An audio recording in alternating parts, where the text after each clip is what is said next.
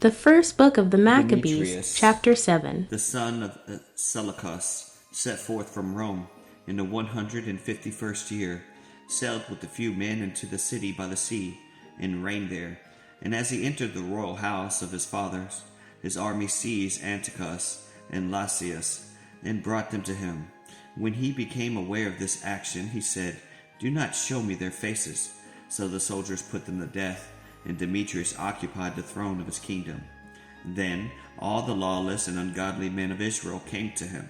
Alchemus, who wanted to be a priest, led them. They brought charges against the people before the king, saying, "Judas and his brother have destroyed all your friends and scattered us from our land. Therefore, send a man you trust and let him see all the destructions he did to us and to the country of the king. Then let him bring punishment to them and all who serve them." Maccabees and Alchemus control Judah. Chapter 7, verse 8. The king appointed Maccabees, one of his friends, who ruled the province of beyond the river, for he was prominent in the kingdom and loyal to the king. And then he sent him and the ungodly Alchemus, whom he appointed to the priesthood, and ordered him to avenge the sons of Israel. They marched on with a large army and came into the land of Judah, and sent envoys to Judah and his brothers with peaceful words full of deceit. But they did not heed their words, for they noticed they came with a large army.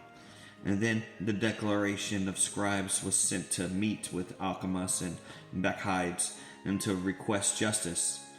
The Hasidenes were the first among the sons of Israel to seek peace with them. For they said, a priest from the seed of Aaron, came with their forces, and he will not do us wrong. And the priest spoke peacefully to them, and promised them, saying, "We will not seek to injure you or your friends." And they believed him. But he overtook 60 of their men, and put them to death in one day, according to which the words were written. They poured out the flesh of your saints, and their bloods around Jerusalem, but there was no one to bury them. Then fear and trembling fell upon all the people, for they said, "There is no truth and uprightness in them, for they violated the promise and oath they swore." So Maccabees departed from Jerusalem and marched to Beth-Zeath, and he sent for and captured many of the soldiers who deserted him and some of the people, and he slaughtered them at the great well. And he put Alchemus in charge of the region, and left an army with him to serve him.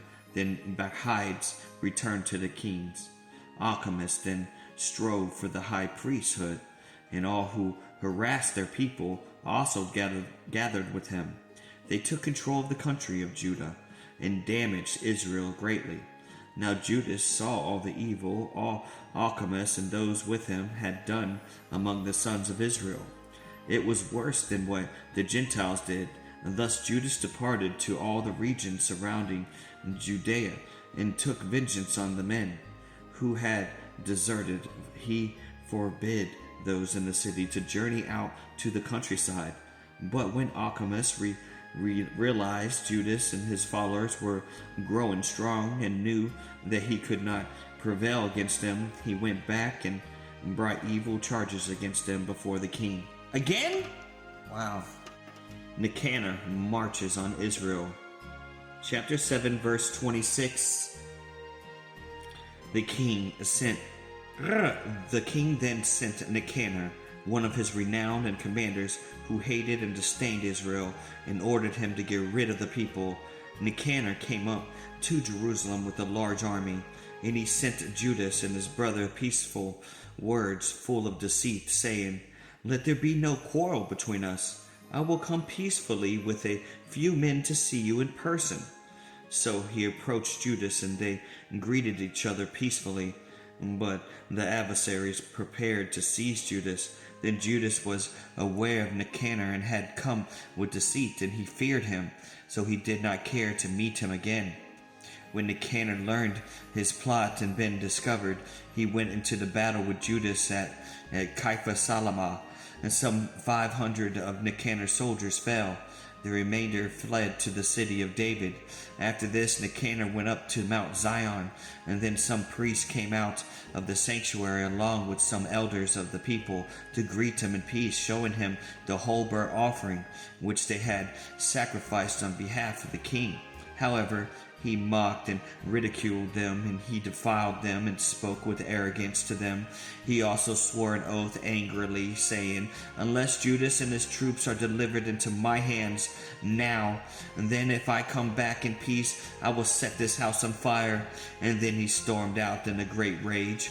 The priests then entered and stood facing the altar and the sanctuary, and they wept and cried out, "You choose this place to be called by your name, that it might be in a house of prayer and supplications. For your people take vengeance on this man and on his soldiers, and let them die by the sword. Remember their blasphemies.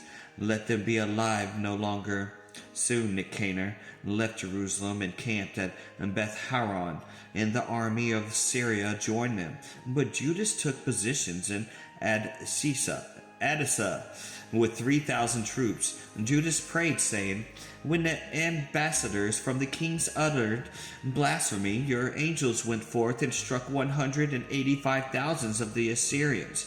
And crush also this army before us today, and let the others know that he spoke blasphemy against your sanctuary, and judge him according to his malice." Nicanor falls in battle. Chapter 7, verse 43. So the armies faced off in war. The 13th day of the month, Adar and Nicanor's army was scattered. He himself was the first to fall in the war. When his soldiers saw Nicanor die, they dropped their weapons and ran. Israel even chased them a day's journey from Adasa as far as Gazer. As they pursued them, they kept blowing the trumpets, sounding the battle call. And then the Israelites went out from all the villages around Judea and outflanked the adversaries. They drove them back to the pursuing armies, and they all fell by the sword. Not one of them survived.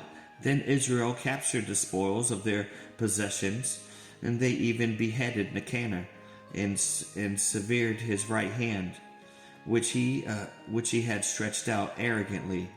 They carried them and they put them on display just outside Jerusalem. So the people were very glad, and they celebrate that day as the day of a great joy. And a decree came forth to celebrate this day at the same time every year, on the 13th day of Adar. Thus, the land of Judah had peace for several days. That's it, just a couple days.